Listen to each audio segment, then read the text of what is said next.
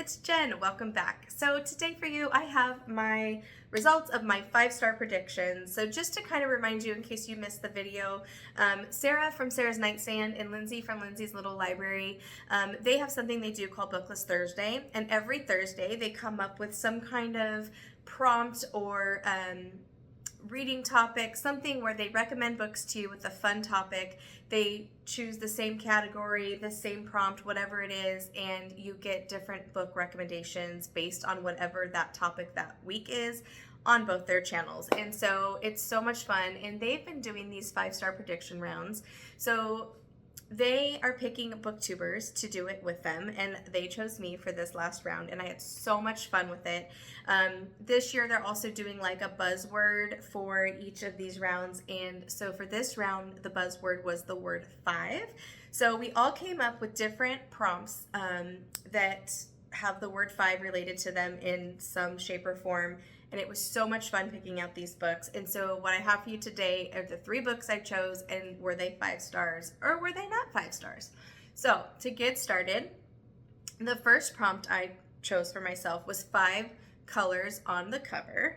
And what I picked for this one was Just for the Summer by Abby Jimenez. I actually already lent this out to a friend, and so I'm just going to pop up a picture for you guys.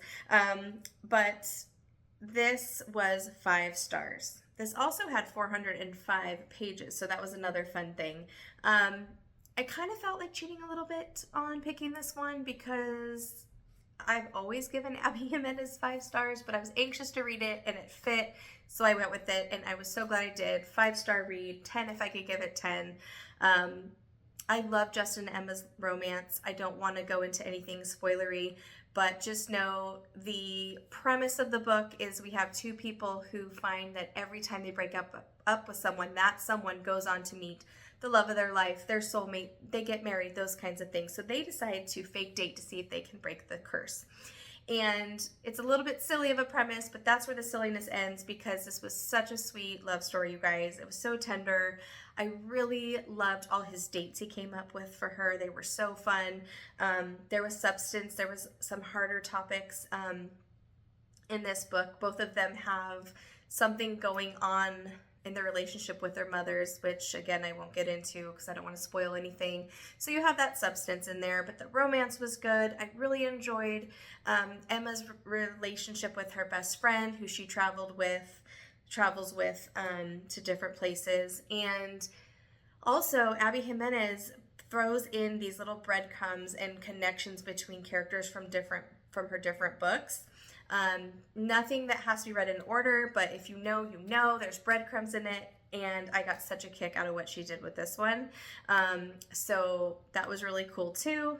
Overall, such a great read. I'd give it 10 stars if I could. So that was a huge hit. The second prompt that I had for myself was the 5th book on my shelf. So I went to all my different shelves, counted over from the 5th book, and the one I picked that I felt was the strongest contender to get 5-star rating from me was Only If You're Lucky by Stacy Willingham. I have it right here. I have given her other 2 books I've read. This is her third book. I've given one of them 4 stars, one of them 5 stars, and unfortunately this was not 5 stars, you guys. It was close. It was a 4-star read. It was a little bit of a slower burn, which is kind of where it lost a star for me. You know, what was good about this book, it still was such a solid book. It's still a good recommendation from me, but it just wasn't quite 5 stars, but I really did enjoy my time with it. We had a lot of morally gray characters in here, which I always appreciate and enjoy. This one kept me guessing for the most part throughout the book. The writing was good.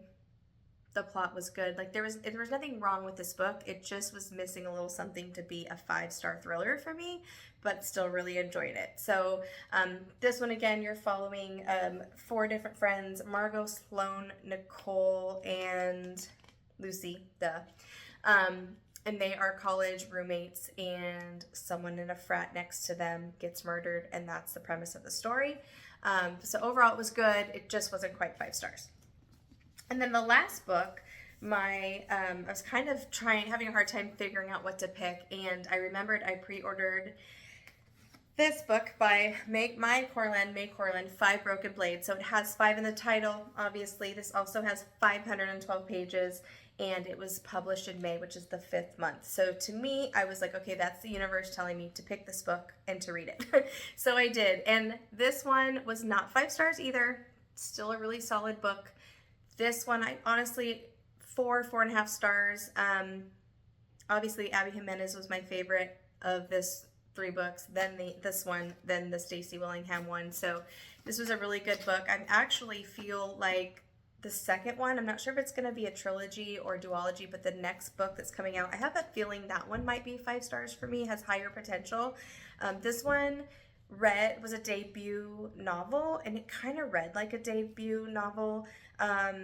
The second half I enjoyed more than the first half. We are following 5 main characters.